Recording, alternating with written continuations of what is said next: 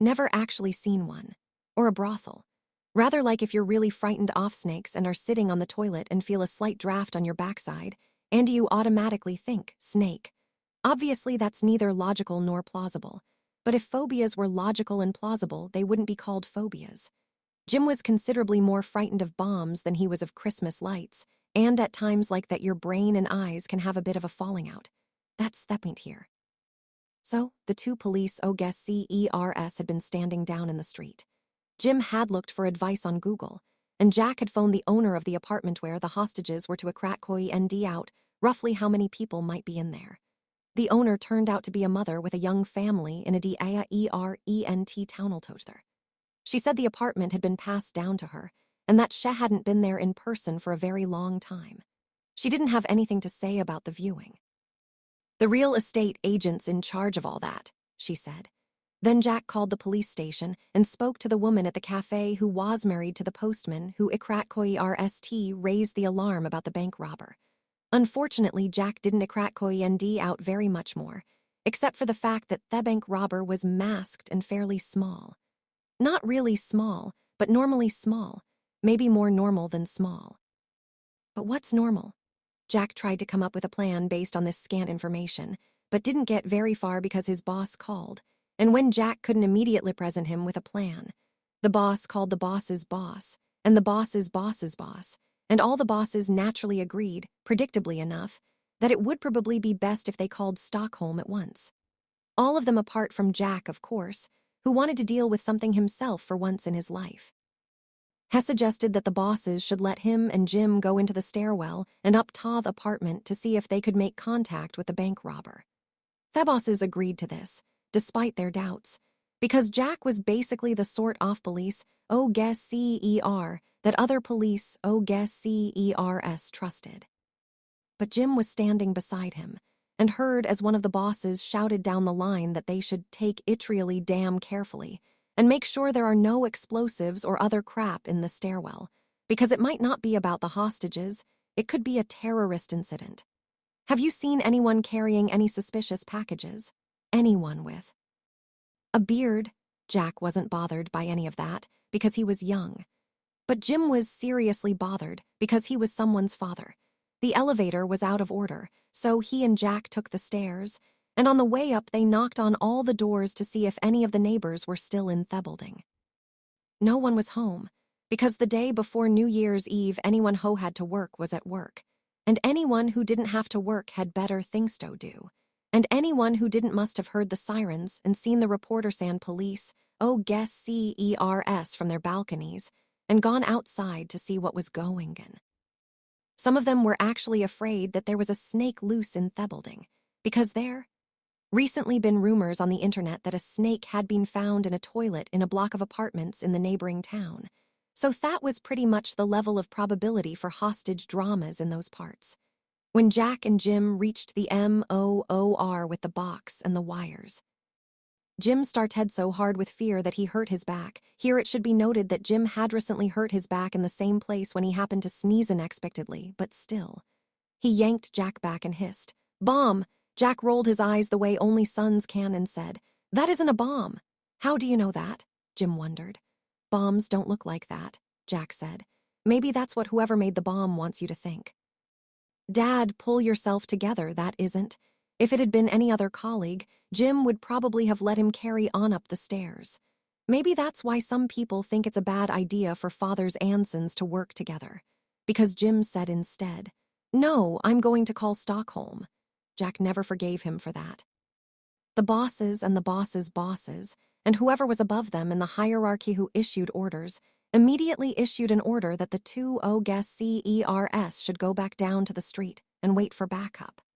Obviously, it wasn't easy to be a CKUP, even in the big cities, because who the hell robs a bank the day before New Year's Eve? And who the hell takes people hostage at an apartment viewing? And who the hell has an apartment viewing the day before? As one off the bosses wondered, and they carried on like that for a good while over the radio. Then a specialist negotiator from Stockholm called Jack's phone to say that he was going to be taking charge of the entire operation. He was currently in a car, several hours away, but Jack needed to understand very clearly that Hugh was expected merely to contain the situation until the negotiator arrived. The negotiator spoke with an accent that de Ikratkoy Nitely wasn't from Stockholm, but that didn't matter, because if you asked Jim and Jack, being a Stockholmer was more a state of mind than a description of geographic origin. Not all idiots are Stockholmers, but all Stockholmers are idiots, as people often said at the police station, which was obviously extremely unfair, because it's possible to stop being an idiot, but you can't stop being a Stockholmer. After talking to the negotiator, Jack was even angrier than he'd been the last time he'd had to speak to a customer service representative at his internet provider. Jim, in turn, felt the weight of responsibility for the fact that his son wasn't now going to get the chance to show that he could apprehend the bank robber on his own. All their decisions for the remainder of the day would Comito be governed by those feelings. "Sorry, son. I didn't mean," Jim began sheepishly, without knowing how Hugh was going to Ikratkoy Nish the sentence without admitting that if Jack had been any other man's son, Jim would most likely have agreed that it wasn't a bomb. "Beauty, you don't take any risks if the son is your own son. Not now, Dad," Jack replied sullenly because he was talking to their boss's boss on the phone again. "What do you want me to do?" Jim asked because he needed to be needed. "You can start by trying to get hold of people living in the neighboring apartments, the ones we never reached because of you and your bomb, so we know that the rest of the building is empty." Jack snapped. Jim nodded, crushed.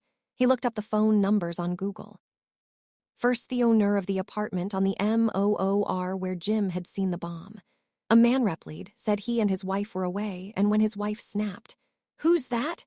Irritably in the background, the man snapped back, "It's the brothel." Jim didn't know what that was supposed to mean, so he asked instead if there was anyone in their apartment.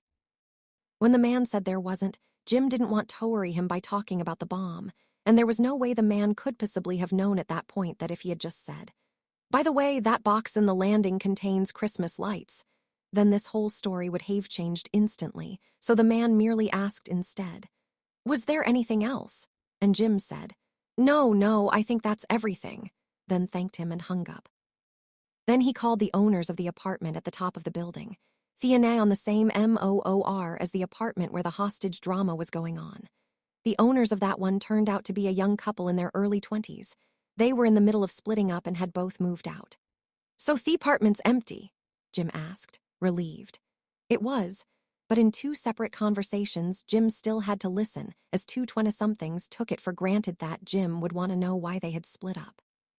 It turned out that one of them couldn't live with the fact that the other one had such ugly shoes, and the other was turned by the fact that the Ikratkoy RST dribbled when he brushed his teeth, and that both of them would rather have a partner who wasn't quite so short.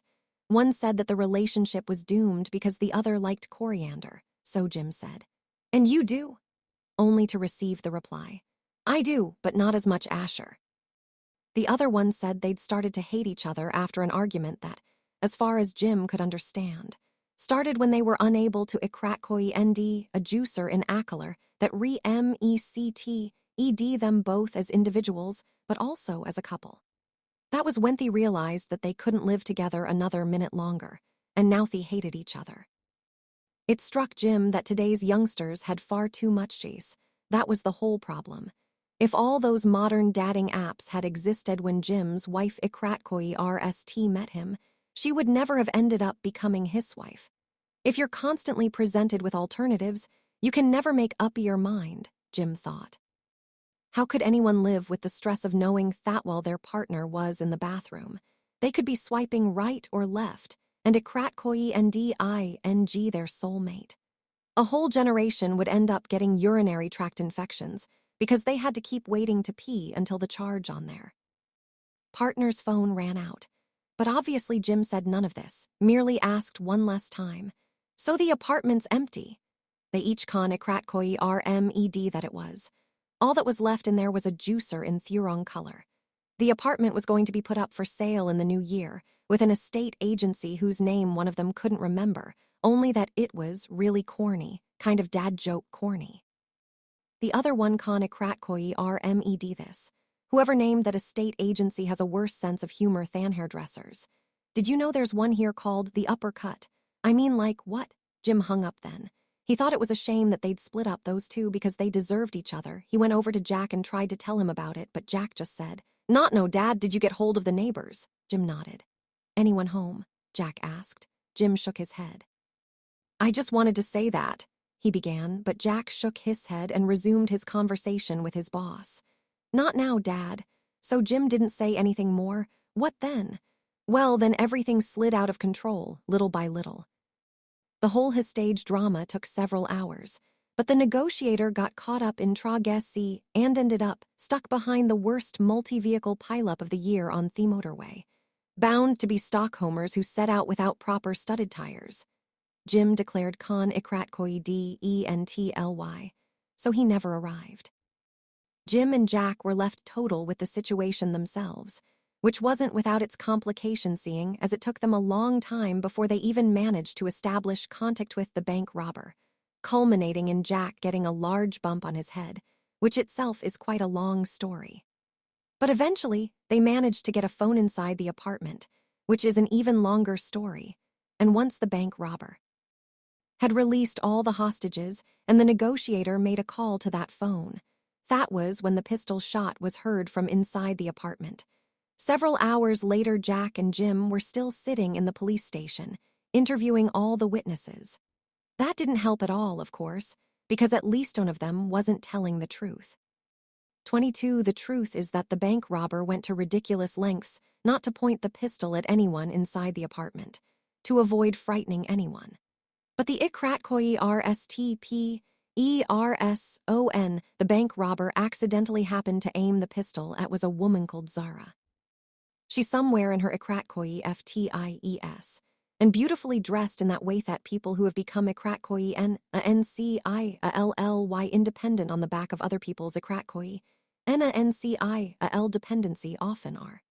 The funny thing is that when the bank robber rushed in, stumbled, and ended up waving the pistol in such a way that Zara found herself staring straight down the barrel of the gun, she didn't even look scared.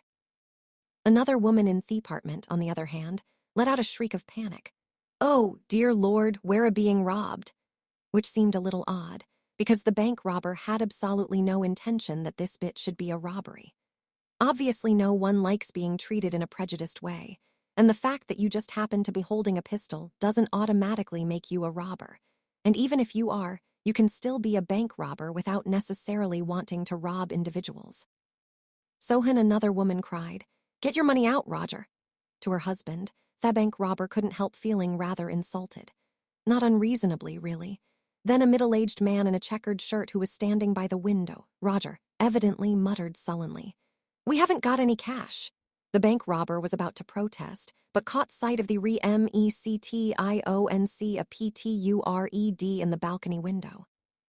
A Ikratkoy GURE with a masked face armed with a pistol, and the other people in the room. One of them was a very old woman, another was pregnant. A third looked like she was about to burst into tears. They were all staring at the pistol, eyes wild with fear, no one's wilder than they. Eyes staring out through the holes in the ski mask in the MECTION. Then the bank robber reached a crushing realization. They're not the captives here. I am. The only person who didn't look remotely scared was Zara. That's when they heard the sound of the Ikratkoy RST police sirens from down in the street. 23 Witness interview date, December 30. Name of witness, Zara. Jim. Hello, my name's Jim. Zara. Yes, fine, get on with it, Jim, so I'm here to record your version of what happened. Tell it in your own words, Zara. Who else's words would I use? Jim. Well, yes, quite. Just a figure of speech, I suppose. But first I'd like to make you aware that everything you say here is being recorded, and you can have a lawyer present if you'd like one. Zara. Why would I want one, Jim? I just wanted you to be aware of that. My bosses say that their bosses say it's important that everything's done properly. We're going to be getting a team of special investigators from Stockholm who are going to take over this investigation.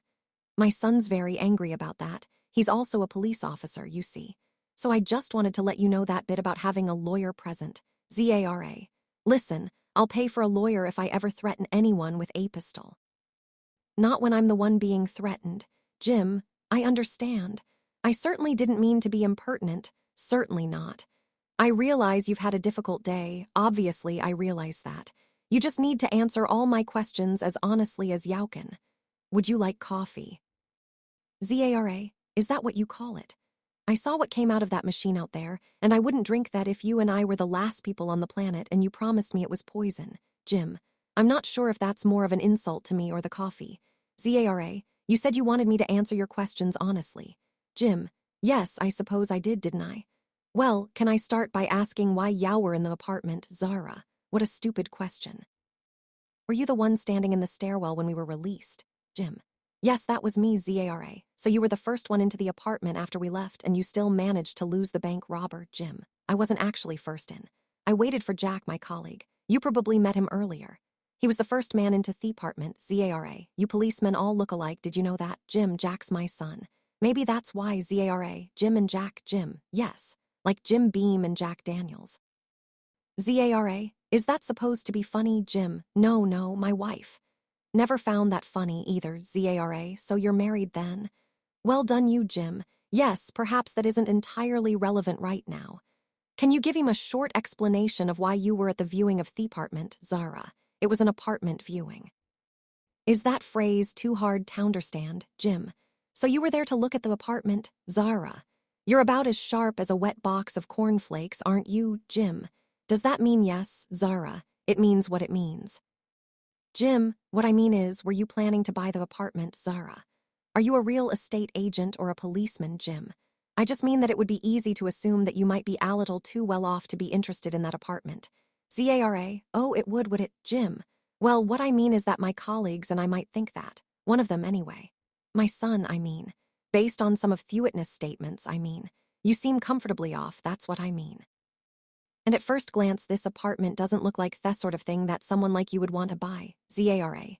Listen, the problem with the middle class is that you think Somion can be too rich to buy things. But that's not true. You can only be too poor, Jim. Well, perhaps we should move on. By the way, have I spelled your surname right here, Zara? No, Jim, no, Zara. But there's a perfectly logical reason why you think it's spelled that way. Jim, oh, Zara. It's because of the simple fact that you're an idiot, Jim. I'm sorry. Can you spell it out for me, Zara? IDIOT, Jim. I meant your name, Zara. We'd be here all night, and some of us actually have important jobs to do, so why don't I summarize things for you? A lunatic with a gun held me and a group of poor, less well-off people hostage for half a day. You and your colleagues surrounded the building, and the whole thing was on television, but you still managed to lose the bank robber. Right now, you could have prioritized being out there, trying to find the aforementioned bank robber. But instead, you're sitting here sweating because you've never seen a surname with more than 3 consonants in it before. Your bosses couldn't make my taxes disappear faster if I'd given them matches. Jim, I understand that you're upset. Zara, that's very clever of you, Jim. I just meant that you're in shock. I mean, no one expects to be threatened with a pistol when they go to view an apartment, Dothy. The papers may keep saying that the property market stuff these days, but taking hostages is probably going a bit far. Emian, it says in the papers one day that it's a buyer's market, then the next that it's a seller's market. But in the end, surely it's always just the damn bank's market. Don't you think, Zara? Is that supposed to be a joke, Jim? No, it's supposed to be small talk. I just mean that the way society looks right now, the bank robber would have had considerably fewer police resources looking for him if he'd actually succeeded in robbing that bank than if he, as was actual the case, took all of you hostage. I mean, everyone hates banks. It's like people say. Sometimes it's hard to know who the biggest crooks are, people who rob banks or the people who run the banks. Do people say that? Jim, yes, I think so. They do, don't they? I just mean, I read in the paper yesterday about how much those bank bosses earn. They live in houses the size of palaces worth 50 million while ordinary people can barely manage to make their mortgage payments. Zara. Can I ask you a question, Jim? Of course. Zara. Why is it that people like you always think successful people should be punished for their success, Jim? What, Zara? Do you do some sort of advanced conspiracy roleplay at police college where you're tricked into thinking that police officers get the same salary as bank bosses? Or were you all just not capable of doing a bit of basic mathematics, Jim? Yes, well, I mean no, Zara. Or do you just think the world owes you something, Jim? It's just struck me I never asked what you do for a living, Zara. I run a bank. 24 The truth is that Zara, who appears to be a little more than Ikratkoi FTY years old, viewed exactly how much no one has ever dared ask, was never interested in buying the apartment. Not because she couldn't afford it, of course. She could probably have bought it with the spare change she found between the cushions on the sofa in her own apartment. Zara regarded coins as disgusting little havens of bacteria, which have probably been touched by God knows how many middle-class Ikratkoi and GERS, and she'd rather have burned her sofa cushions than pick one up. Solitz put it like this. She could do Ikratkoi and ITELY have bought that apartment for the cost off her sofa. So she went to the viewing with her nose already wrinkled, wearing diamond earrings large enough to knock out a medium-sized child, if that turned out to be necessary. But not even that, if you looked at her really closely, could hide the lurching grief inside her. The Ikratkoi RST thing you have to understand is that Zara has recently been seeing a psychologist, because Zara has the sort of career which, if you do it for long enough, sometimes means you have to seek professional help to get instructions in what you can do with your life beyond having a career. Her Ikratkoi RST meeting with psychologist didn't go terribly well. Zara began by picking up a framed photograph from the desk and asking, "Who's that?" The psychologist replied. "My mom," Zara asked. "Do you get on well with her?" The psychologist replied. "She passed away recently," Zara asked.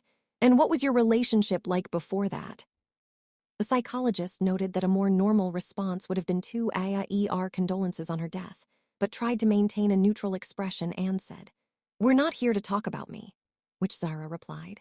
"If I'm going to leave my car with a mechanic, Ikratkoi RST I want to know if her own car is a worthless heap of junk." The psychologist took a deep breath and said, "I can understand that. So let me just say that my mom and I had a very good relationship." "Is that better?" Zara nodded skeptically and asked. "Have any of your patients ever committed suicide?" The psychologist's chest tightened. She replied, "No." Zara shrugged her shoulders and added, "As far as you're aware." That was a fairly cruel thing to say to a psychologist. The psychologist, however, recovered quickly enough to say, "I only completed my training relatively recently. I haven't had that many patients, but I do know they are all still alive." "Why are you asking these questions?" Zara looked at the only picture on the walls of the psychologist's OGSCE, pursed her lips thoughtfully, and said, with surprising honesty, "I want to know if you can help me." Psychologist picked up a pen, smiled a practiced smile, and said, "With what?" Zara replied that she was having trouble sleeping. She had been prescribed sleeping pills by her doctor, but now her doctor was refusing to prescribe more unless she spoke to a psychologist Ikratkoi RST. "So here I am," Zara declared, and tapped at her watch as if she were the one being paid by the hour rather than the reverse. The psychologist asked, "Do you think your trouble sleeping is related to your work? You said in your phone call that you run a bank. That sounds like it could be quite a stressful, high-pressure job." Zara replied, "Not really." The psychologist sighed and asked, "What are you hoping to accomplish during our meetings?"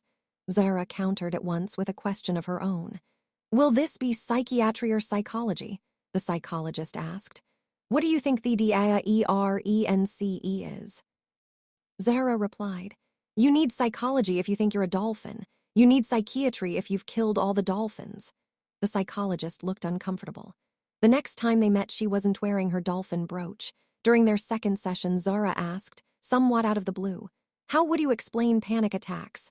The psychologist lit up the way only psychologists can do at that question. "They're hard to do Ikratkoi NE." "But according to most experts, panic attacks are the experience of," Zara interrupted. "No, I want to know how you would explain them." The psychologist shoojed uncomfortably on her chair and pondered various DIAERENT answers. Eventually, she said, "I'd say that a panic attack is when psychological pain becomes so strong that it manifests itself physically. The anxiety becomes so acute that the brain can't. Well, in the absence of any better words, I'd say that the brain doesn't have suggescient bandwidth to process all the information. The Ikratkoi REWLL collapses, so to speak, and anxiety overwhelms us." "Not very good at your job," Zara replied dryly. "What sense?" "I already know more about you than you know about me." "Really? Your parents worked with computers. Programmers, probably." How on earth? How did you know that? Has it been hard to deal with the shame of that? The fact that they did jobs that had a tangible application in the real world, whereas you work with. Zara fell silent abruptly and seemed to be searching for the right words. Soth psychologist, somewhat a-ronted, ikrakoi-lledn. Feelings, I work with feelings. I was going to say fripperies. But okay, let's say feelings, if that makes you feel better. My dad's a programmer. My mom was a systems analyst. How did Yao know? Zara groaned as if she were trying to teach a toaster to read. Does it matter? Yes, Zara groaned at the toaster again. When I asked you to explain panic attacks in your own words, not with the ikrakoi and ition you learned during your training, you used the words bandwidth process and ikrakoi rewall. Words that do ikrakoi easily into ordinary vocabulary usually come from their parents, if they had a good relationship with them. Psychologist tried to regain the initiative in the conversation by asking, "Is this why you're good at your job at the bank? Because you can read people?" Zara stretched her back like a bored cat. "Sweetie, you aren't that hard to read. People like you are never as complicated as you'd like to be, especially not if you've been to university. Your generation don't want to study a subject, you just want to study yourselves."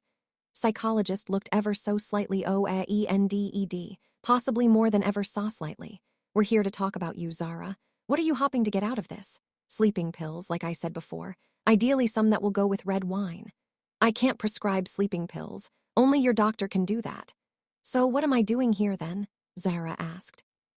"You're the best person to answer that," the psychologist replied. That was the level on which their relationship began. Things went downhill from there. But it's worth saying at once that it wasn't at all cult for the psychologist to make a diagnosis of this new patient. Zara was ering from loneliness. But instead of saying that, the psychologist hadn't burdened herself with more than half a decade's worth of student debt, just to learn to say what she thought. The psychologist explained that Zara was exhibiting signs that she was ering from nervous exhaustion. Zara didn't look up from the newsfeed on her phone when she replied. "Yes, well, I'm exhausted because I can't sleep, so just get me some pills." The psychologist didn't want to do that. Instead, she started to ask questions with the intention of helping Zara to see her own anxieties in a broader context. One of them was, "Are you worried about the survival of the planet?" Zara replied, "Not really." Psychologist smiled warmly.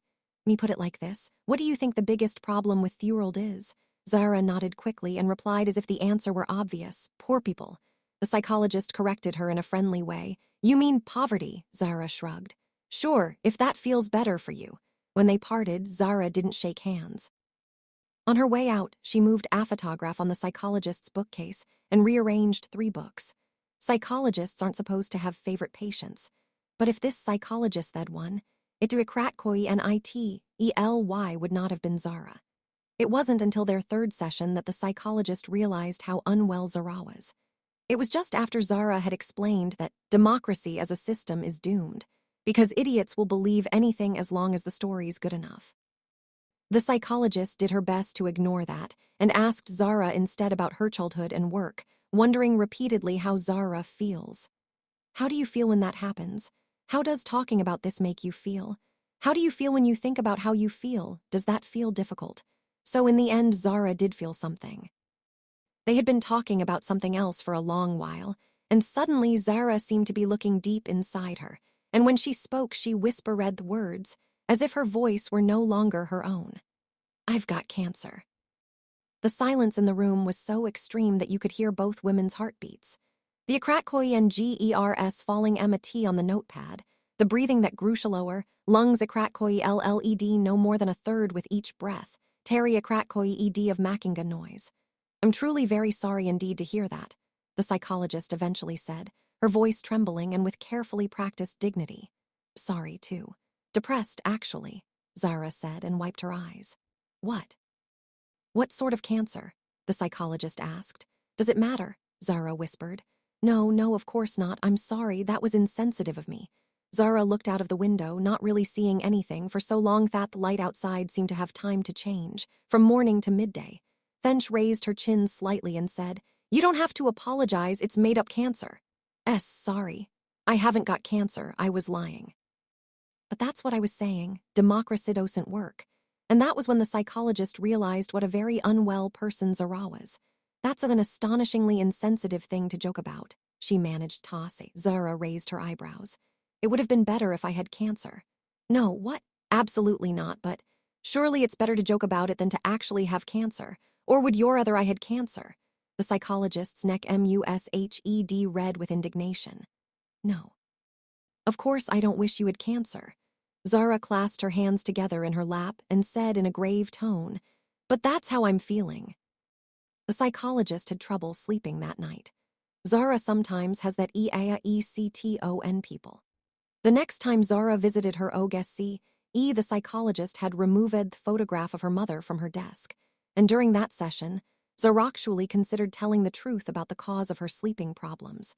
She had a letter in her bag that explained everything. And if she had only shown it then, everything that happened after that might have been DAERENT. But instead just sat for a long time staring at the picture on the wall. It was of a woman looking out across an endless sea toward the horizon. The psychologist moistened her lips and asked gently, "What are you thinking when you look at that picture?" "I'm thinking that if I had to choose just one picture to have on a wall, it wouldn't be that one." Psychologist smiled tightly. "I usually ask my patients what they think about the woman in the picture. Who is she? Is she happy?" "What do you think?" Zara's shoulders bounced nonchalantly. "I don't know what happiness is for her." Psychologist said nothing for a while before admitting. "I've never heard that answer before," Zara snorted. "That's because you ask the question as if there's only one type of happiness, but happiness is like money." Psychologist smiled with the superiority that only someone who thinks of themselves as being a very deep person can. "That sounds super ikratkoisil." Zara groaned like a teenager trying to explain anything to anyone who isn't a teenager. "I didn't say that money was happiness. I said happiness is like money, a made-up value that represents something we can't weigh or measure." The psychologist's voice wavered, just for a moment. "Well, yes, maybe, but we can measure and evaluate the cost of depression. And we know that it's very common for people from depression to be afraid of feeling happy. Because even depression can be a sort of secure bubble. It can make you start to think, if I'm not unhappy, if I'm not angry, who am I then?" Zara wrinkled her nose. "Do you believe that?" "Yes. That's because people like you always look at people who are wealthier than you are and say, yes, they may be richer, but are they happy? As if that was the meaning of life for anyone but a complete idiot, just going around being happy all the time." Psychologist noted something down, then asked, still looking down at her notepad, "What is the meaning then?" "In your opinion," Zara's reply was the response of a person who spent many years thinking about this. Someone who has decided it was more important for her to do an important job than live a happy life. Having a purpose, a goal, a direction. And do you want to know the truth? The truth is that far more people would rather be rich than happy. Psychologist smiled again. Says the bank director to the psychologist. Zara snorted again.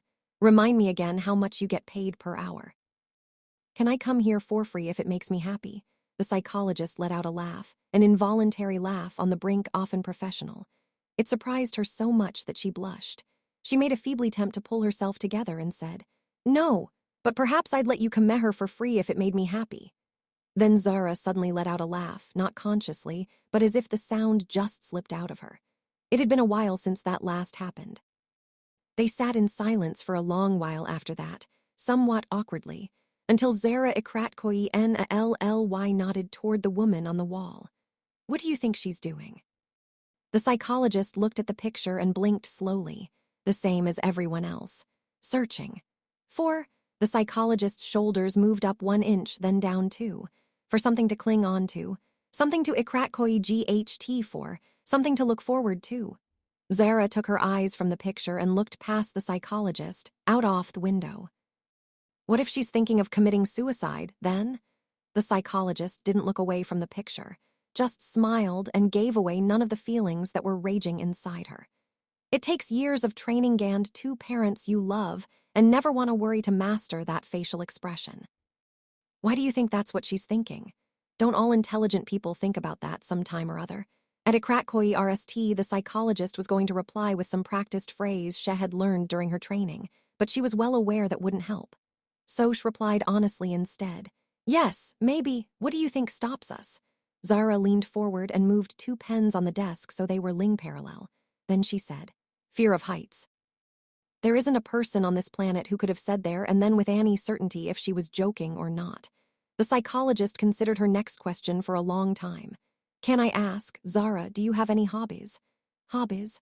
Zara repeated, but not in an entirely condescending way. The psychologist elaborated. "Yes. Are you involved in any charities, for instance?" Zara shook her head silently. The psychologist thought it rst that it was a compliment that she didn't just re back with an insult, but the look in Zara's eyes made her hesitate, as if the question had toppled and broken something inside her. "Are you okay? Did I say something wrong?" The psychologist asked anxiously, but Zara had already looked at the time, stood up, and was now walking to the door. The psychologist, who hadn't been a psychologist long enough not to be struck by panic at the thought of losing a patient, found herself saying something quite remarkably unprofessional. "Don't do anything silly now." Zara stopped at the door, surprised. "Such as what?" The psychologist didn't know what to say, so she smiled awkwardly and said, "Well, don't do anything silly before you've paid my bill." Zara let out a sudden laugh. The psychologist joined in. It was harder to identify the extent to which that was also unprofessional. While Zara was standing in the elevator, the psychologist sat in her guess-e staring at the woman in the painting, surrounded by sky. Zara was the rst person who had ever suggested that the woman might be thinking of ending her life. No one else had looked at it like that. The psychologist herself always felt that the woman was gazing toward the horizon in a way that can only have 2 explanations: longing or fear. That waswi she had painted the picture, as a reminder to herself. It was the sort off-subject psychologists love, because you can look at it for ages without noticing the most obvious thing: the fact that the woman is standing on a bridge.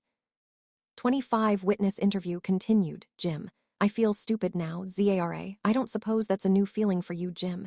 If I'd known you ran a bank, obviously I wouldn't have said that. Well, I mean, I shouldn't have said it anyway. I'm not really sure what to say now, Zara. In that case, perhaps I can just leave." "Jim, no, hold on. Look, this is all a bit embarrassing. My wife has often told me that I should just keep my mouth shut. I'll stick to me questions from now on, okay, Zara? Let's give it a try. Jim, can you describe the robber? Anything at all that you can remember about him, anything you think could be helpful to our investigation." "Zara, you already seem to know the most important thing, Jim. And that is, Zara, you said him. So you evidently know he was a man. That explains a lot. Jim, I have a feeling I'm likely to regret asking this, but why, Zara? You lot can't even piss without missing the target. Obviously, things are going to go wrong if you get hold of a pistol. Jim, can I interpret that as meaning you don't remember any details about his appearance?" "Zara, if someone's wearing a mask and pointing a pistol at you, a psychologist would probably compare the trauma to almost being run down by a truck. You'd be unlikely to remember the number in the license plate. Jim, I have to say, that's a very insightful observation. Zara, that's a relief because what you think really matters to me. Can I go now, Jim?" "Not yet, I'm afraid. Do you recognize this drawing, Zara? Is that what it is? It looks like someone's knocked over a urine sample." "Jim, I'll interpret that as a no to the question of whether or not you recognize the picture. Zara, very clever of you, Jim. Where in the apartment were you when the bank robber came in, Zara? By the balcony door, Jim. And where were you during the rest of the hostage drama, Zara? What difference does that make, Jim? Quite a lot of difference, Zara. I can't imagine why, Jim. Look, you're not a suspect." "Not yet anyway, Zara. Sorry, Jim. Well, look. What I'm trying to get you to understand is that you need to try to understand that my colleague is convinced that one of the hostages helped the bank robber to escape. And it seems odd that you were there at all, to put it bluntly. To start with, Yao had no reason to want to buy the apartment. And you don't appear to have been frightened when the bank robber aimed his pistol at you, Zara. So now you suspect that I helped the bank robber to escape." "Jim, no, not at all. Look, you're not a suspect at all. Well, not yet anyway. I mean, you're not a suspect at all. But my colleague thinks it all seems a bit odd, Zara, really. Do you know what I think your colleague seems like, Jim? Can you tell me what happened in the apartment, please? So I can record it. That's my job here, Zara. Sure, Jim, great. How many prospective buyers were there in the apartment, Zara? Define prospective buyers." "I mean, how many people were there who wanted to buy the apartment, Zara?" "5. Jim, 5, Zara, 2 couples. 1 woman, Jim, plus you and the real estate agent." So 7 hostages in total, Zara. 5 plus 2 is 7, yes, you're very smart, Jim, but there were 8 hostages, Zara. You haven't counted the rabbit, Jim. The rabbit, Zara, you heard, Jim. What rabbit, Zara? Do you want me to tell you what happened or not, Jim? Sorry. Zara, do you seriously think one of the hostages helped the bank robber to escape, Jim? You don't think so, Zara? No. Jim, why not, Zara? They were all idiots. Jim, and the bank robber, Zara. What about the bank robber, Jim? Do you think he shot himself intentionally or by accident, Zara? What are you talking about, Jim? We heard a pistol shot from the apartment after you were released. When we got inside the apartment, the floor was covered in blood. Zara, blood. Where, Jim? On the carpet and floor in the living room, Zara. Oh, nowhere else, Jim. No, Zara. Okay. Jim, sorry, Zara. Excuse me, Jim. When you said okay, it sounded as if you were about to say something more, Zara. Definitely not. Jim, sorry. Well, my colleague is convinced it was there in the living room that he shot himself. That was what I was going to say, Zara. And you still don't know who the bank robber is, Jim? No, Zara. Listen, if you don't explain soon how on earth you suspect I might be involved in this, you'll end up wishing I had called milder. Jim, no one suspects you of anything. My colleague would just like to know why you were there in the apartment if you weren't there to buy it, Zara. My psychologist told me I needed a hobby. Jim, viewing apartments is your hobby, Zara. People like you are more interesting than you might imagine. Jim, people like me, Zara, people in your socioeconomic bracket. It's interesting seeing how you live, how you manage to bear it. I went to a few viewings, then a few more. It's like heroin. Have you tried heroin? You feel disgusted with yourself, but it's hard to stop. Jim, you're telling me you've become addicted to viewing apartments owned by people who earn far less than you, Zara. Yes. Like when kids catch baby birds in glass jars. The same slightly forbidden attraction. Jim, you mean insects. People do that with insects, Zara, sure. If that makes you feel better, Jim, so you were at this apartment viewing because it's your hobby, Zara. Is that a real tattoo on your arm, Jim? Yes, Zara. Is it supposed to be an anchor, Jim? Yes, Zara. Did you lose a bet or something, Jim? What do you mean by that, Zara? Was someone threatening your family? Or did you do it voluntarily, Jim? Voluntarily. Zara, why do people like you hate money so much, Jim? I'm not even going to comment on that. I'd just like you to tell me so that we've got it on tape why the other witnesses say Yao didn't seem at all afraid when you saw the bank robber's pistol. Did you think it was real, Zara? I understood perfectly well that it was real. That's why he wasn't frightened. I was surprised, Jim. That's an unusual reaction to a pistol. Zara. For you, maybe. But I'd been contemplating killing myself for quite a long time. So when I saw the pistol, I was surprised. Jim, I don't know what to say to that. Sorry. You'd been contemplating killing yourself, Zara. Yes. So I was surprised when I realized that I didn't want Toady. It came as a bit of a shock. Jim, did you start seeing your psychologist because of those suicidal thoughts, Zara? No. I needed the psychologist because I was having trouble sleeping. Because I used to lie awake thinking that I could have killed myself if only I had enough sleeping pills. Jim, and it was your psychologist who suggested that you needed a hobby, Zara. Yes. That was after I told her about my cancer, Jim. Oh, I'm very sorry to hear that. How sad. Zara, okay, look. 26. The next time the psychologist and Zara met, Zara said that she had actually found a hobby. She had started to go to viewings of middle-class apartments. She said it was exciting, because a lot of the apartments looked like the people who lived there did the cleaning themselves. The psychologist tried to explain that this wasn't quite what she'd had in mind by getting involved in a charity. But Zara retorted that at one of the viewings, there had been a man who was thinking of renovating it himself, with his own hands, the same hands he eats with. So don't try to tell me I'm not doing all I can to fraternize with the most unfortunate members of society. The psychologist had no idea how to even begin to answer that, but Zara noted her arched eyebrows and hanging jaw and snorted. Have I upset you now? Christ, it's impossible not to upset people like you the moment you start to say anything at all. The psychologist nodded patiently and immediately regretted the question asked next. Can you give me an example of when people like me have been upset by you without your meaning it? Zara shrugged, then told the story of how she had been called prejudiced when she interviewed a young man for a job at the bank, just because she had looked at him when he entered the room and exclaimed, "Oh." I would have expected you to apply for a job in the IT department instead. You're sort 10 tobe good with computers. Zara spent a long time explaining to the psychologist that it was actually a compliment. Does giving someone a compliment mean you're prejudiced the sedes, too? The psychologist tried to akrat ND a way to talk about it without actually talking about it, so she said, "You seem to get caught up in a lot of disagreements, Zara." One technique I'd recommend is to ask yourself 3 questions before you REUP. 1. Are the actions of the person in question intended to harm you personally? 2. Do you possess all the information about the situation? 3. Do you have anything to gain from a CON-MICT? Zara tilted her head so far that her neck creaked. She understood all few words, but the way they were put together made as much sense as if they'd been pulled at random from a hat. Why would I need help to stop getting into CON-MICTs? CON-MICTs are good. Only weak people believe in harmony, and as a reward they get to MOAT through life with a feeling of moral superiority while the rest of us get on with other things. Like what? The psychologist wondered. Winning. That's important. You can't achieve anything if you don't win, sweetie. No one ends up at the head of a boardroom table by accident. The psychologist tried to akrat and her way back to her original question, whatever it had been. Winners earn a lot of money, which is also important, I assume. What do you do with yours? I buy distance from other people. Psychologist had never heard that response before. How do you mean? Expensive restaurants have bigger gaps between the tables. First class on airplanes has no middle seats. Exclusive hotels have separate entrances for guests staying in suites. The most expensive thing you can buy in the most densely populated places on the planet is distance. Psychologist leaned back in her chair. It wasn't hard to akrat ND textbook examples of Zara's personality.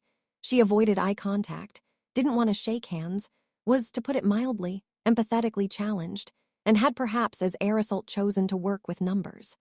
And she couldn't help compulsive illustrating the photograph on the bookcase every time the psychologist moved it out of position on purpose before each session.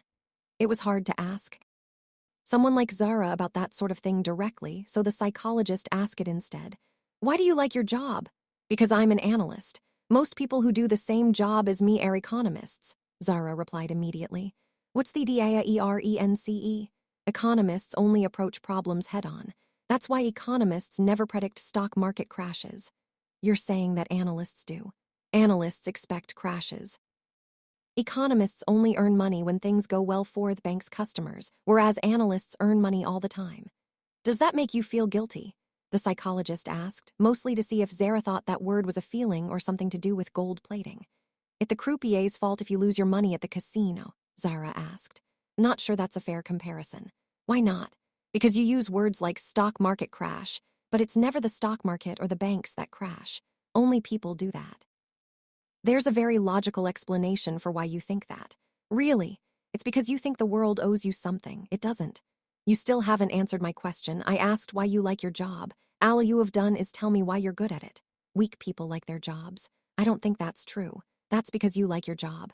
You say that as if there's something wrong with that. Are you upset now? People like you really do seem to get upset an awful lot, and do you know why? No, you're wrong.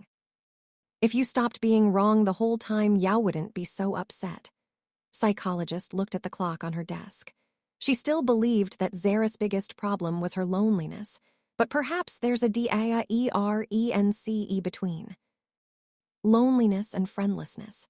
But instead of saying that, the psychologist murmured in a tone of resignation, Do you know what? I think this might be a good place for us to stop. Unconcerned, Zara nodded and stood up. She tucked the chair back under the table very precisely. She was half facing away when she said, Do you think there are bad people? It sounded as if she hadn't really meant to let the words out. The psychologist did her best not to look surprised. She managed to reply, Are you asking me as a psychologist or from a purely philosophical perspective? Zara looked like she was talking to a toaster again. Did you have a dictionary shoved up your backside as a child, or did you end up like this of your own volition? Just answer the question. Do you think there are bad people? The psychologist shook on her seat so much that she very nearly turned Herpence inside out. I'd probably have to say, yes. I think there are bad people. Do you think they know it? What do you mean?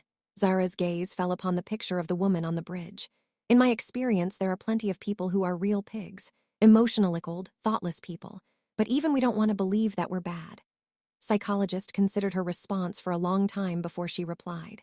Yes, if I'm being honest, I think that almost all of us have a need to tell ourselves that we're helping to make the world better, or at least that we're not making it worse. That we're on the right side. That even if, I don't know, that maybe even our very worst actions serve some sort of higher purpose. Because practically everyone distinguishes between good and bad, so if we breach our own moral code, we have to come up with an excuse for ourselves. I think that's known as neutralizing techniques in criminology.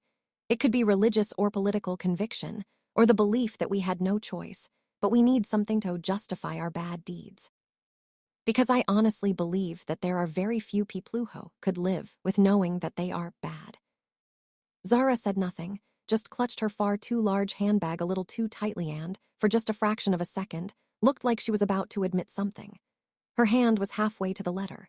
She even allowed herself, very meetingly, to entertain the possibility of confessing that she had lied about her hobby.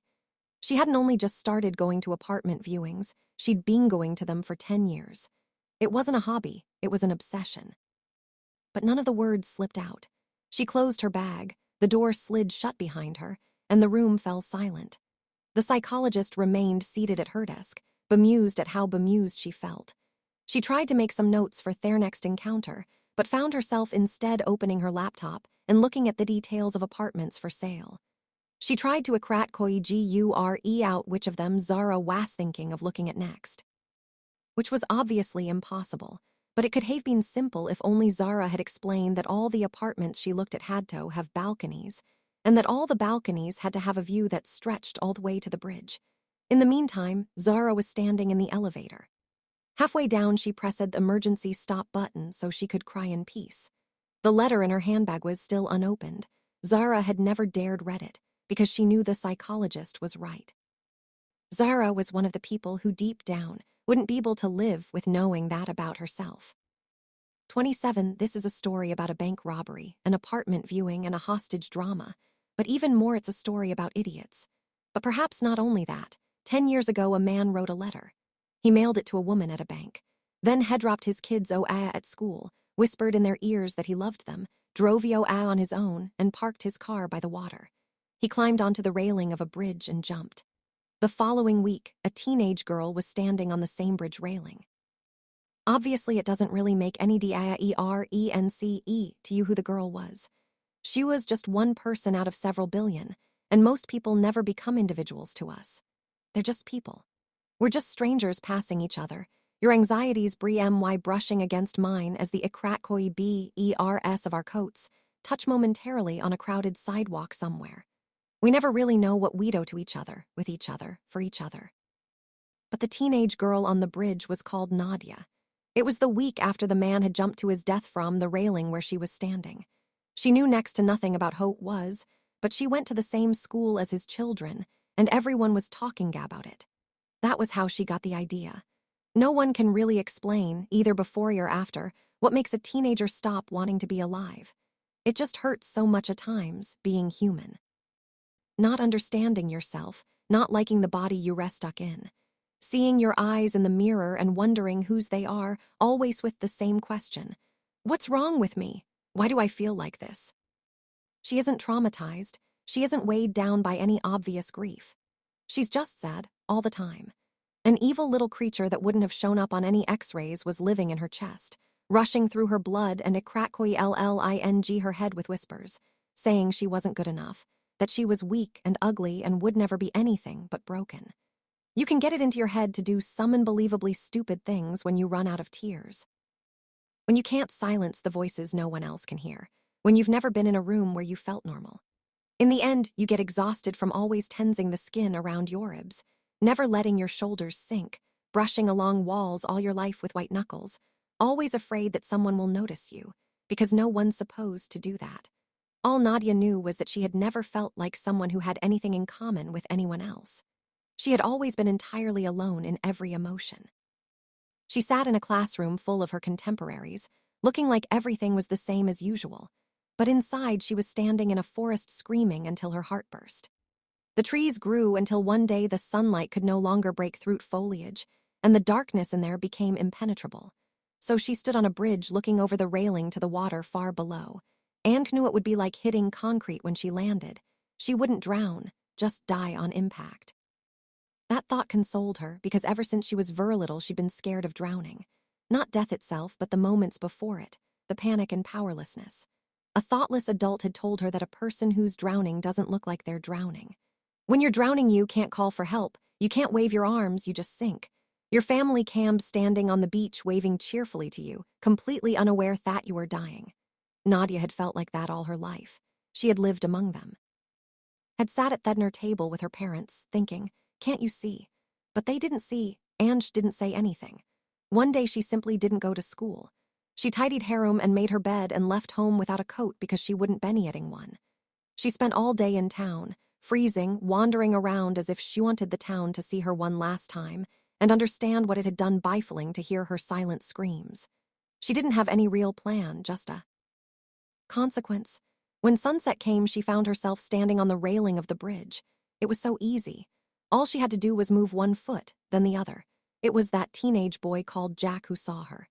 He couldn't explain why he'd gone back to the bridge, evening after evening, for a week. His parents had forbidden it, of course, but he never listened. He snuck out and ran there as if he were hoping to see the man standing there again, so he could turn back the clock and make everything right this time. When he saw the teenage girl on the railing instead, he didn't know what to shout at her, so he didn't shout anything. He just rushed over and pulled her down with such force that she hit the back of her head on the tarmac and was knocked unconscious. She woke up in the hospital. Everything had happened so quickly that she had only caught a glimpse of the boy rushing toward her out of the corner of her eye. When the nurses asked what had happened, she wasn't even sure of that herself, but the back of her head was bleeding, so she said she'd climbed up onto the railing to take a photograph of the sunset, then fell backward and hit her head. She was so used to saying what she knew other people wanted to hear, so they wouldn't worry, that she did it without thinking. The nurses still looked worried, suspicious, but she was a good liar. She spent her whole life practicing. So in the end they said, climbing up on that railing, what a silly thing to do. It's sheer luck you didn't slip the other side instead. She nodded, dry-lipped, and said yes. Luck. She could have gone straight back to the bridge from the hospital, but she didn't. It was impossible to explain why, even to herself, because she would never know for sure what she would have done if that boy hadn't pulled her down. Would she have taken a step forward or back? So every day after that she tried to understand the difference between herself and the man who had jumped. That drove her to choose a profession, a career, a whole life. She became a psychologist. The people who came to her were the ones who were in so much pain that it felt like they were standing on a railing with one foot over the edge, and she sat in her chair opposite them with eyes that said, I've been here before. In a better way down. Of course, sometimes she couldn't help thinking about the reasons why she had wanted to jump, all the things she thought were missing from her remission, her loneliness at the dinner table. But she found ways to cope, to tunnel her way out of herself, to climb down. Some people accept that they will never be free off their anxiety, they just learn to carry it. She tried to be one of them. She told herself that was why you should always be nice to other people, even idiots, because you never know how heavy their burden is. Over time, she realized that deep down almost everyone asks themselves the same sort of questions. Am I good? Do I make anyone proud? Am I useful to society? Am I good at my job, generous and considerate, a decent shag? Does anyone want me to be their friend? Have I been a good parent? Am I a good person? People want to be good, deep down, kind. The problem, of course, is that it isn't always possible to be kind to idiots because they're idiots. That's become a lifelong project for Nadia to grapple with, as it is for all of us. She never met the boy from the bridge again. Sometimes she honestly believes that she made him up. An angel, maybe. Jack never saw Nadia again, either. He never went back to the bridge. But that was the day his plan to become a police officer became unshakable, when he realized that he could be the DAERENCE. 10 years later, Nadia will move back to the town, after training to become a psychologist. She will acquire a patient named Zara. Zara will go to an apartment viewing and get caught up in a hostage drama. Jack and his dad, Jim, will interview all the witnesses. The apartment where it happened has a balcony from which you can see all the way to the bridge. That's why Zara is there. 10 years ago, she found a letter on her doormat, written by a man who jumped. His name was written neatly on the back of the envelope, She remembered their meeting, and even though the newspapers never published the name of the person the police found in the water, the town was too small for her not to know. Zara still carries the letter around with her in her handbag every day. She's only been down to the bridge once. The week after he climbed onto the railing, she saw a girl climb up onto the same railing and a boy who rescued her. Zara didn't even move. She just stood hidden in the darkness, shaking. She was still standing there when the ambulance arrived and took the girl to the hospital. The boy vanished. Zara walked out onto the bridge and found the girl's wallet and ID card with her name on it. Nadia. Zara has spent 10 years following Nadia's life and education and the start off her career in secret, from a distance, because she's never dared approach her. She has spent 10 years looking at the bridge, also from a distance, from the balconies off apartments that are for sale. For the same reason. Because she's afraid that if she goes down to the bridge again, maybe someone else will jump, and if she seeks out Nadia and discovers the truth about herself, perhaps it will be Zara who does it. Because Zara is human enough to want to hear what the differences between that man and Nadia, even though she realizes that she doesn't really want to know. That she bears the guilt. That she's the bad person. Maybe Vrion says they'd like to know that about themselves, but no one does really. So Zara still hasn't opened the envelope. The whole thing is a complicated, unlikely story. Perhaps that's because what we think stories are about often isn't what they're about at all. This, for instance, might not actually be the story of a bank robbery or an apartment viewing or a stage drama. Perhaps it isn't even a story about idiots. Perhaps this is a story about a bridge. 28. The truth. The truth is that damn real estate agent was a damn poor real estate agent, and the apartment viewing was a disaster right from the start. If the prospective buyers couldn't agree about anything else, they could at least agree on that, because nothing unites a group of strangers more ectively than the opportunity to come together and sigh at a hopeless case. The advertisement, or whatever you want to call it, was a poorly spelled disaster, with pictures so blurred that the photographer seemed to believe that a panoramic shot was something you achieved by throwing your camera across the room. The House Tricks estate agency. How's tricks? It said above the date, and who on earth would get it into their head to hold an apartment viewing the day before New Year's Eve? There were scented candles in the bathroom, and a bowl of limes on the co-AAE table. A brave EAORT by someone who seemed to have heard about apartment viewings, but had never actually been to one. But the closet was stew AAED with clothes. And there was a pair of slippers in the bathroom that looked like they belonged to someone who had spent the past FTY years around without ever lifting their feet. The bookcase was packed, and not even color-coordinated, and there were even more books piled up on the windowsills and the kitchen table. The fridge was covered with yellowing drawings produced by the owner's grandchildren. Zara had been to enough viewings by this point to be able to spot an amateur.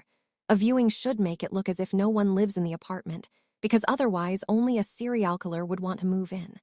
A viewing should make it look as if anyone could potentially live there.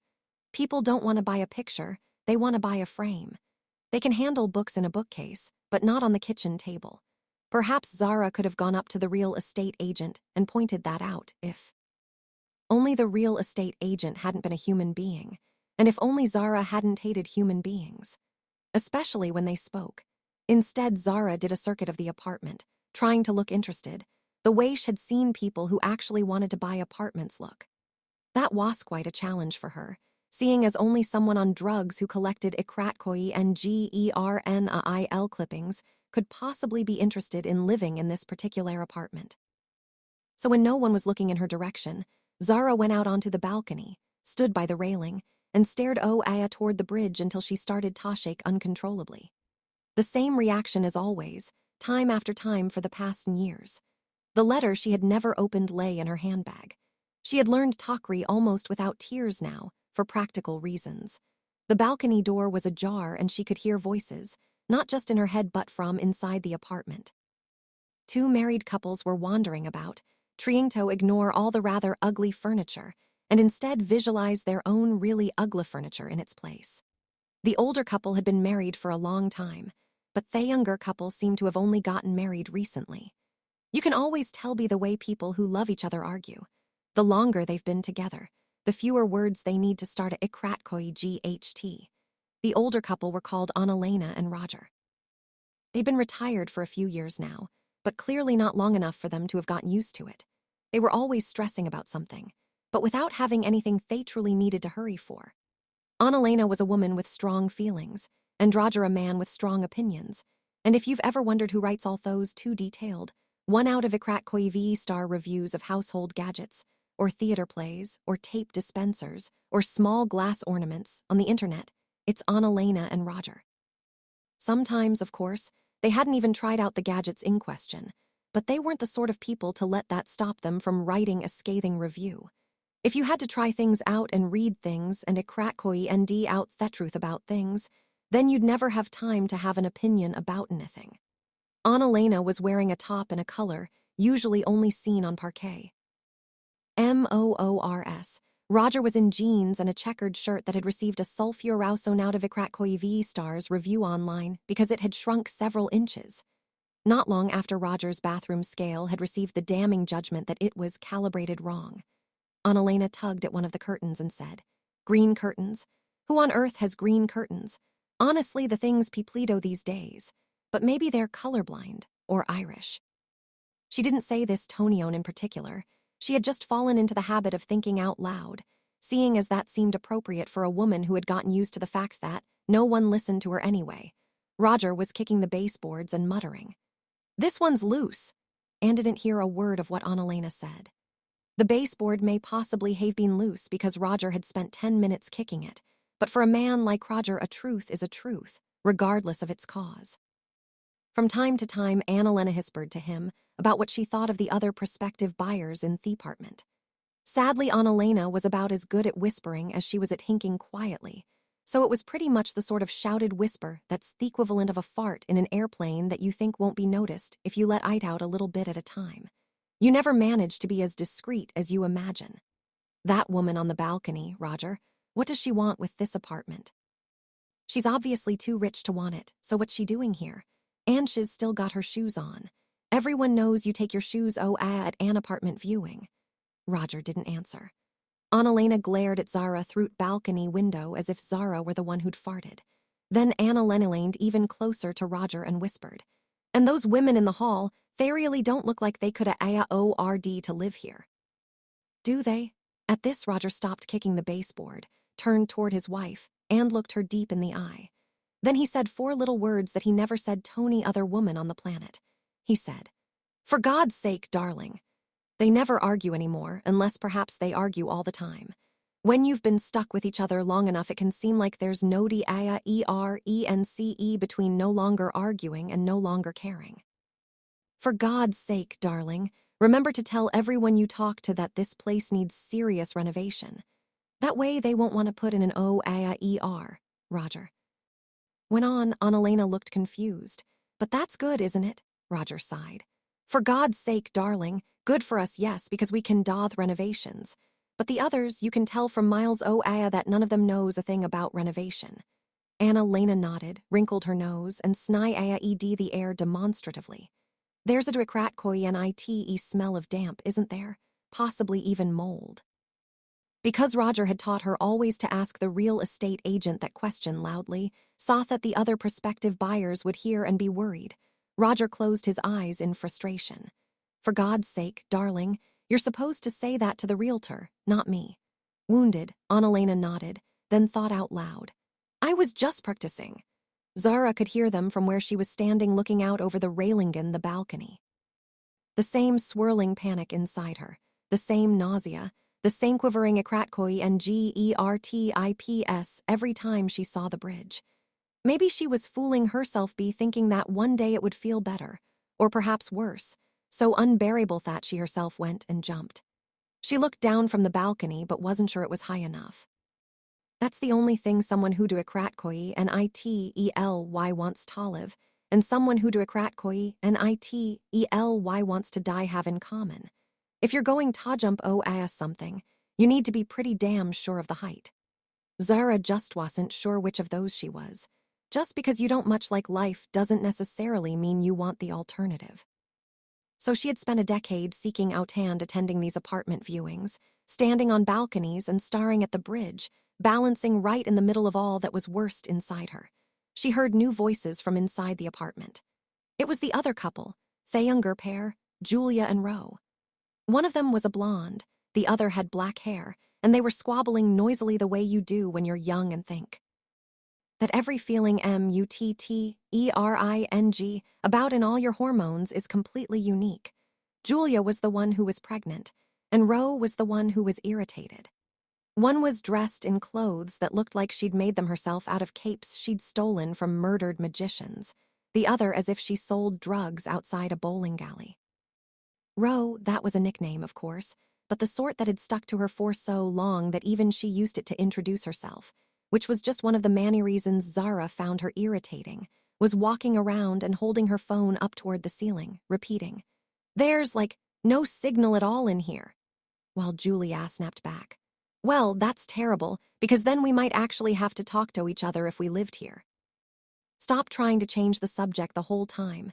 We need to make a decision about the birds." They very rarely agreed about anything, but in Ro's defense, she didn't always know that. Fairly often when Ro asked Julia, "Are you upset?" Julia would reply, "No." And Ro would shrug, as carefree as a family in an advertisement for cleaning products, which obviously only made Julia even more upset because it was perfectly obvious that she was upset. But this time even Ro was aware that they were arguing, because they were arguing about the birds. Ro had had birds when she and Julia got together, not as lunch but as pets. "Is she a pirate?" Julia's mom had asked the Ikratkoi RST time it was mentioned, but Julia put up with the birds because she was in love, and because she couldn't help wondering how long birds could actually live. A very long time. As it turned out, when Julia eventually realized this and tried to deal with the situation in an adult way by sneaking out of bed one night and letting them out of a window, one of the wretched creatures fell all the way to the street and died. A bird. Julia had to invite some of the neighbors' children in for a soda the next day when Ro was at work, so she could blame one of them when Ro found the cage open. And the other birds? They were still sitting in the cage. What sort of insult to evolution was it that creatures like that managed to stay alive? "I'm not going to have them put down, and I don't want to talk about it anymore," Ro said, sounding hurt and looking around the apartment with her hands deep in the pockets of her dress. Her dress had pockets because she appreciated looking nice, but still liked to have somewhere to put her hands. Okay. So what do you think of the apartment, then? I think we should take it," Julia said breathlessly, because the elevator was broken and every time Ro said, "We're pregnant," to family and friends as if it were a team sport, Julia felt like pouring molten wax in her ears when she was asleep. Not that Julia didn't love Ro, because she did, so much that it was almost unbearable. But they had looked at more than 20 apartments in the past 2 weeks, and Ro always found something wrong with every single one of them. It was as if she didn't actually want to move.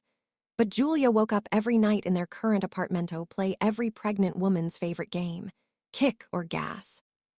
And then she couldn't get back to sleep because both Ro and the birds snored, so she was more than ready to move anywhere right now as long as it had more than one bedroom. "No signal," Ro repeated morosely. "Who cares? Let's take it," Julia persisted. "Well, I'm not sure. I need to check the hobby room," Ro said. "That's a walk-in closet," Julia corrected. "Or a hobby room. I'm just going to get the tape measure." Ro nodded cheerfully, because one of her most charming and simultaneously most infuriating characteristics was that no matter what they'd just been arguing about, she could be in a wonderful mood in the blink of an eye if she thought about cheese.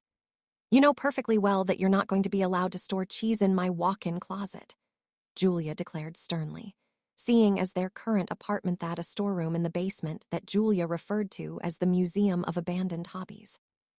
Every third month Ro would become obsessed with something. 1950s dresses or bouillabaisse or antique, co-AE services, or crossfitter bonsai trees, or a podcast about the Second World War.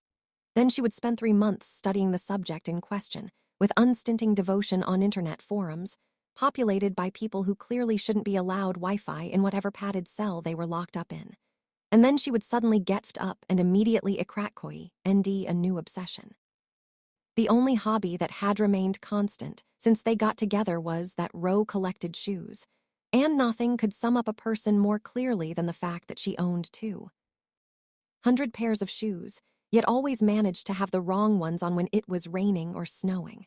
No, I don't know that perfectly well, because I haven't measured it yet, so I don't know if there'd be room for the cheese in there. And my plants also need, Ro began, because she had just decided to start growing plants under heat lamps in the hobby room, which was a walk-in closet. Or in the meantime, Annalena was running her hand over a cushion cover and thinking about sharks. She'd been thinking about them a lot recently, because in their marriage, she and Roger had come to resemble sharks. That was a source of silent sorrow for Annalena. She kept rubbing the cushion cover and distracted herself by thinking out loud. Is this from IKEA? Yes, it's to a ITELY from IKEA. I recognize it. They do a MORAL version as well. The MORAL version's nicer. Honestly, the things people do these days. You could have woken Annalena in the middle of the night and asked her to cite the IKEA catalog. Not that there'd be any reason to, of course, but you could if you wanted to. That's the point. Annalena and Roger have been to every IKEA store in the whole country. Roger has many faults and failings. Annalena knows people think that, but Annalena is always reminded that he loves her in IKEA. When you've been together for a very long time, it's the little things that matter. In a long marriage, you don't need words to have a row. Beauty, you don't need words to say, I love you, either. Once when they were at IKEA, very recently, Roger had suggested when they were having lunch in the cafeteria that they each have a piece of cake. Because he understood that it was an important day for Annalena, and because it was important to her, it was important to him as well. Because that's how he loves her.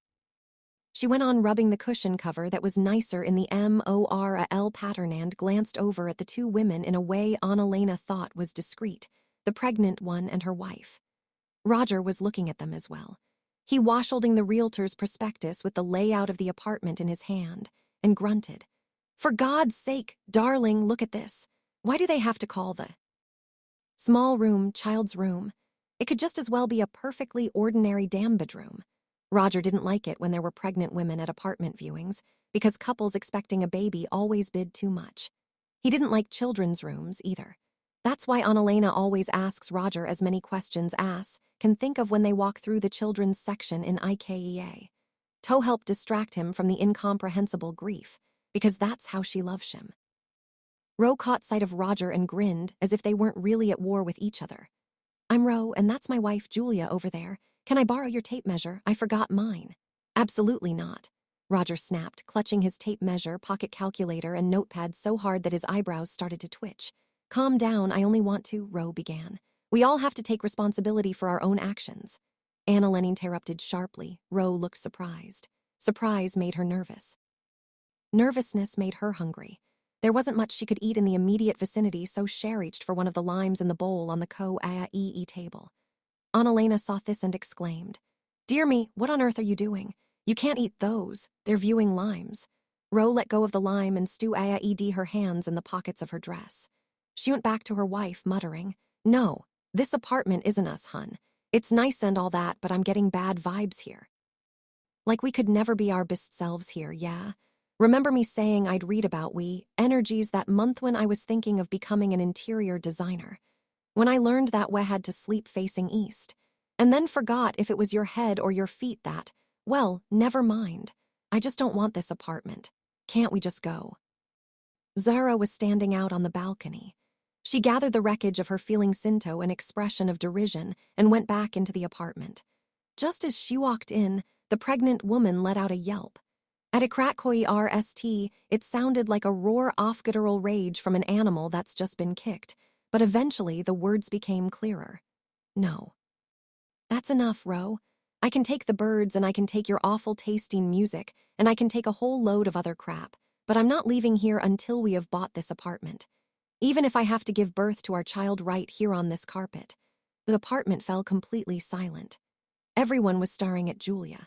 The only person who wasn't was Zara, because she was standing just inside the balcony door and staring at the bank robber. 1 second passed, then 2, in which Zara was the only person in the room who had realized what was about to happen. Then Annalena also caught sight of the Ikratkoi Gure in the ski mask and cried out, Oh, dear Lord, we're being robbed. Everyone's mouths opened at the same time, but no words came out.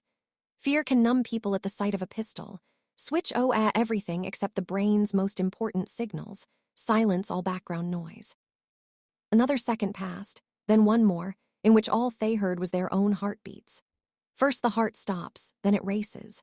First comes shock of not understanding what's happening, then comes the shock of realizing precisely what's happening. The survival instinct and fear of dying start krakoi GHT, making space for some surprisingly irrational thoughts in between. It's not unusual to see a pistol and think, did I switch the coffee machine off this morning? Instead of what's going to happen to my children, but even the bank robber was silent, just as scared as all the others. After a while, the shock gradually turned to confusion. Annalena sputtered, "You are her to rob us, aren't you?" The bank robber seemed to be about to protest, but didn't have time before Annalena started to tug at Roger like he were a green curtain, crying, "Get your money out, Roger." Roger squinted skeptically at the bank robber and was evidently engaged in a complicated internal struggle. Because on the one hand, Roger was very cheap, but on the other he wasn't particularly enamored with the thought of dying in an apartment with this much potential for renovation. So he pulled his wallet from his back pocket, where men like him always keep their wallets except when they're at the beach, when they keep it in their shoe, but found nothing of use in it. So he turned to the person closest to him, who happened to be Zara, standing over by the balcony door, and asked, "Have you got any cash on you?" Zara looked shocked. It was hard to work out if that was because of the pistol or the question. Cash? Seriously, do I look like a drug dealer? The bank robber's eyes, visible through the repeatedly adjusted holes in the sweaty mask, were darting around the room. Eventually, the bank robber shouted, No, this isn't a robbery, it just..." Then corrected that statement in a breathless voice. "Well, maybe it is Arabery, but you're not the victims. It's maybe more like a hostage situation, and I'm very sorry about that. I'm having quite a complicated day here." That's how it all began. 29 witness interview date, December 30. Name of witness, Annalena Jack. "Hello, my name's Jack, Annalena. I don't want to talk to any more policemen, Jack. I can certainly understand that. I've just got a few brief questions, Annalena. If Roger was here, he'd have told you that you're idiots, the whole lot of you, for managing to lose a bank robber who was trapped inside an apartment. Jack, that's why I need to ask my questions, so that we can find the perpetrator." "Annalena, I want to go home, Jack. Believe me, I do understand that. We're just trying to work out what happened inside the apartment. Can you tell me what happened when the perpetrator first came in with the pistol, Annalena? That woman, Zara, she had her shoes on. And Theodore 1 row was going to eat one of the limes. You don't do things like that at apartment viewings. There are unwritten rules. Jack, sorry, Annalena. She was going to eat one of the limes. The viewing limes. You can't eat the viewing limes because the realtors put them there as decoration. They're not for eating. I was about to go and find the agent and tell her to get Roe thrown out because you just can't behave like that. But at that very moment that lunatic burst through the door waving a pistol. Jack, I see. And then what happened, Annalena? You should talk to Roger. He's got a very good memory, Jack. Roger's your husband. And you'd gone to look at the apartment together, Annalena. Yes. Roger said it would be a good investment. Is thistable from IKEA? Yes, it is, isn't it? I recognize it. They do it in ivory as well. That would have gone better with the walls. Jack, I have to confess that I'm not responsible for the way our interview rooms are furnished. Annalena, just because it's an interview room doesn't mean it can't look nice, does it? Seeing as you were already in IKEA. That ivory table is right next to this one in the self-service area, but Yao still picked this one. Well, everyone makes their own choices. Jack, I'll see if I can raise it with my boss, Annalena. Well, that's up to you. Jack, when Roger said the apartment was a good investment, did that mean that you wouldn't be settling there? You just buy it and sell it on later, Annalena. Why are you asking that, Jack? I'm just trying to understand who was in the apartment, so that we can rule out the possibility that any of the hostages was in any way connected to the perpetrator, Annalena. Connected, Jack. We think someone may have helped him, Annalena. And you think that could have been me and Roger, Jack? No. We just need to ask a few routine questions, that's all. Annalena. So you think it was her, that Zara, Jack? I haven't said that. Annalena, you said you think someone helped the bank robber, that Zara was dodgy. I could see at the moment I set eyes on her. She was obviously too rich to want that apartment. And I heard that pregnant woman tell her wife that Zara looked like Cruelade Ville. I think that's from a film. It sounds dodgy anyway. Or do you think it was Estelle who helped the bank robber? She's almost 90, you know. Are you going to start accusing 90-year-olds of helping criminals now? Is that how modern policing works? Jack, I'm not accusing anyone. Annalena. Roger and I never help anyone else at an apartment viewing, I can promise you that. Roger says that the moment we walk in it's war and we're surrounded by enemies. That's why he always wants me to tell everyone that the apartment needs a lot of work done to it and that the cost of that would be very expensive, as well as the smell of damp. Things like that. Roger's a very good negotiator. We've made some extremely good investments. Jack, so you've done this before. Bought an apartment only to flip it, Annalena. There's no point in an investment if you don't sell, Roger says. So we buy, Roger does the renovations, I sort out the decor, then we sell and buy another apartment. Jack, that sounds like an unusual thing for two people who are red-haired to do, Annalena. Roger and I like working on projects together, Jack. Are you okay, Annalena? Yes. Jack, you look like you're crying. Annalena, I've had a very trying day. Jack, sorry. That was insensitive of me. Annalena, I know Roger doesn't always come across as particularly sensitive, but he is. He likes us to have a project in common because he's worried we'd run out of things to talk about. Otherwise, he doesn't think I'm interesting enough to be with all day unless we've got a project. Jack, I'm sure that's not true, Annalena. What would you know about that, Jack? I guess I don't know anything at all. Sorry. I'd like to ask a few questions about the other prospective buyers now, Annalena. Roger's more sensitive than he seems. Jack, okay. Can you tell me anything about the other people at Theviewing, Annalena? They were looking for a home. Jack, sorry, Annalena. Roger says there are two types of buyer. Those who are looking for an investment, and those who want a home. Theanez who are looking for a home are emotional idiots. They'll pay anything because they think all their problems will just disappear the moment they move in. Jack, I'm not sure I understand. Annalena, Roger and I don't let our feelings get in the way of our investments. But everyone else does. Like those two women at Theviewing, the one who was pregnant and the other one. Jack, Julia and Ro, Annalena. Yes, Jack, you think they were the sort who were looking for a home.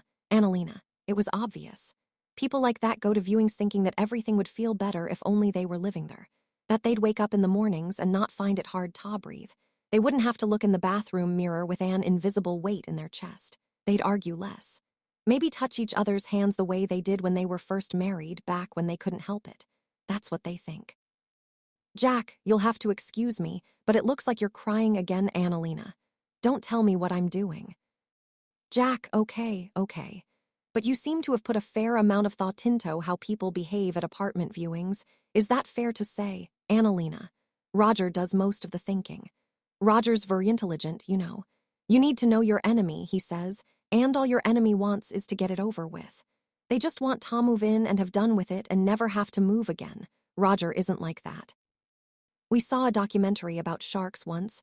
Roger's very interested in documentaries, and there's a particular type of shark that dies if it stops moving. It's something to do with the way they absorb oxygen. They can't breathe unless they're moving the whole time.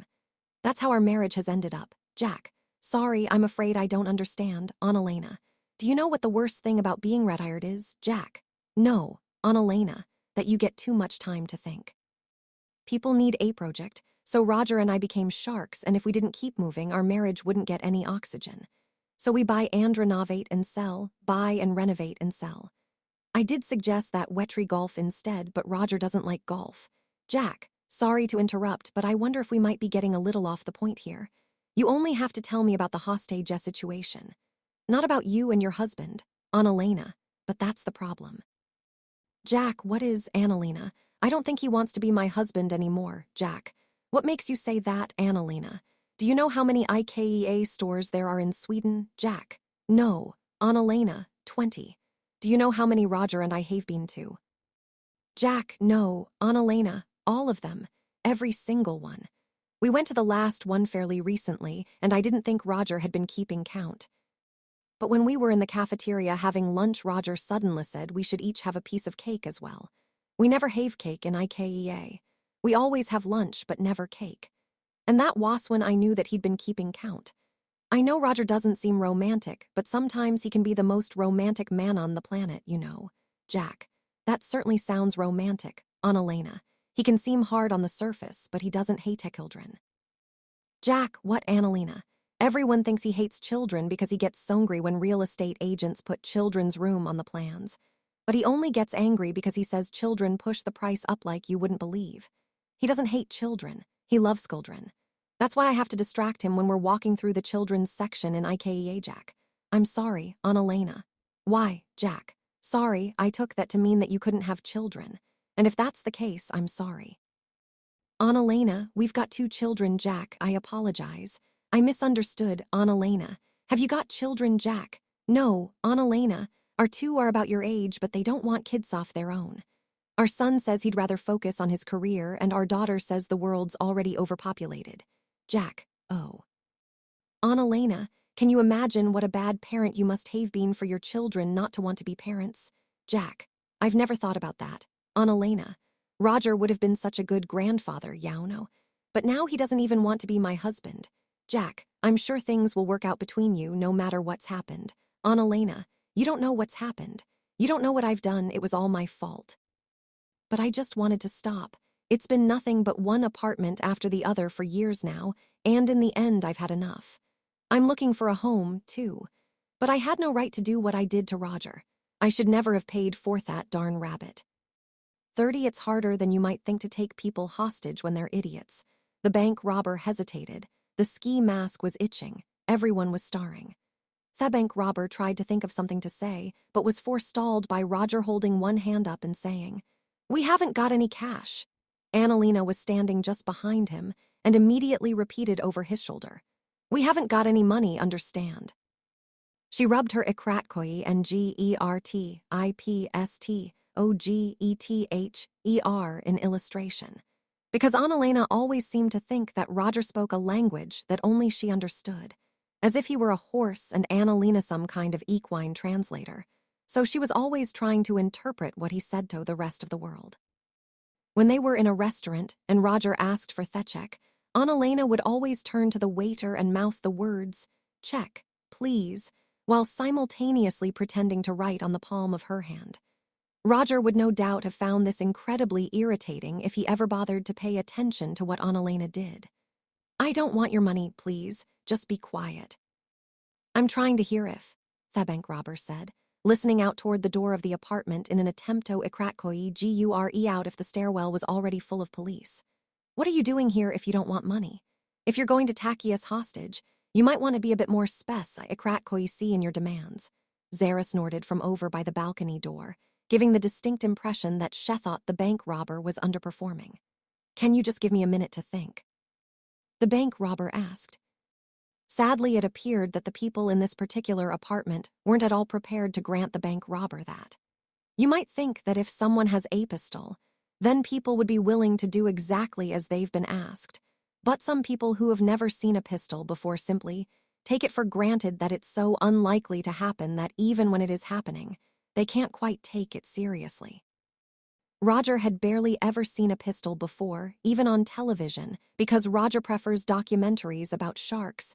So he held his hand up again, the other one thigh's time, to show that he was serious, and demanded to know, loudly and clearly, "Is this a robbery or not? Or is this now some sort of hostage situation? Which way do you want it?" Annalena looked rather uncomfortable when Roger switched hands, because nothing good ever came of Roger gesturing with both hands within the space of a few minutes, so she stage whispered, "Might it be better not to be provocative, Roger? For God's sake, darling, surely we have a right to accurate information." Roger replied, insulted, then turned to the bank robber once more and repeated, "Is this a robbery or not?" Annalena stretched to see over his shoulder and stuck out her thumb and for Ikratkoi and GER, then waved them about in illustration while mouthing the words, "bang." Twice, then adding one helpful robbery. The bank robber took several deep breaths, eyes closed, the way you do when children are Ikratkoi GHTING in the back of the car, and you're getting stressed and lose your temper and shout at them rather more loudly than you intended. Anthe suddenly gets so scared that they shut up altogether, and you end up patting yourself. Because you don't want to be that sort of parent. And the tone you use after that, when you apologize and explain that you love them but that you just have to concentrate on driving for a little while, that was the tone the bank robber used to address everyone in the apartment. Can I ask you all to just lie down on the MOOR and be quiet for a little while, so I can just do some thinking?" No one lay down. Roger refused point blank, saying, "Not until we know what's going on." Zara didn't want to because, "Have you seen the state of the MOOR? This is why everyday people have pets, because it makes literally no difference to them." Julia demanded to be exempt because, "Look, if you sit in an armchair, it'll take me 20 minutes to get up, so I'm not going to lead down anywhere." For the Ikrakoi RST time, the bank robber noticed that Julia was pregnant. Ro leapt in front of her at once, holding her arms up and grinning disarmingly. "Please don't mind my wife, she's just a bit hot-headed, please don't shoot, we'll do exactly what you say." "I'm not bloody hothead," Julia protested. "Pistol," Ro hissed. She hadn't looked this scared since the last time she tried to photograph her shoes and accidentally clicked the sell Ikrakoi E button instead. "It doesn't even look real," Julia pointed out. "Great. Let's take a chance then. We're only risking our child's life after all," Ro retorted. At that point, the bank robber clearly felt that enough was enough and pointed at Julia. I didn't notice you were pregnant. You can leave. I don't want to hurt Neon, especially not a baby. I just need to think for a moment." When he heard this, Roger was struck by an idea so brilliant that only Roger could have been struck by it. "Go on, you go," he exclaimed. Then he marched over to the bank robber and added seriously, "I mean, you can let them all go, can't you? You really only need one hostage, don't you? That would make things a lot easier." Poked his chest with his thumb repeatedly to indicate who the hostage should be, then added, "Plus the real estate agent. I can stay with the real estate agent." Glared suspiciously at him and snapped, "That would suit you, wouldn't it? So you can make an OAER on the apartment after the rest of us have gone. Keep out of this," Roger demanded. "Like there's any chance we're leaving you alone here with the real estate agent." Julia snapped. "ARONTED." Roger shook all the loose skin on the lower half of his face. "This apartment isn't suitable for you anyway. This is going to need someone who's good at DIY. Julia, far too competitive to let that pass, snapped back, "My wife's pretty damn good at DIY. "What?" Rose said in surprise, unaware that there was another wife apart from her. Annalena thought out loud. "Don't shout, think of the baby." Nodded aggressively. "Exactly, think of the baby." Annalena looked happy because he'd heard her, but Julia's eyes darkened. "I'm not going anywhere until I've bought this apartment, you miserable old goat." Tugged at her arm anxiously and hissed, "Why do you always have Torg with everyone?" Because Ro had seen that look in her eyes before. On their very Ikrakoi RST date several years ago, Julia was standing outside a bar smoking while Ro was in city ordering drinks. 2 minutes later, a security guard came over to Ro, pointed through the window, and asked, "Are you with her?" Ro nodded, and was immediately thrown out of the bar. Apparently, there was a delineated smoking area outside the bar.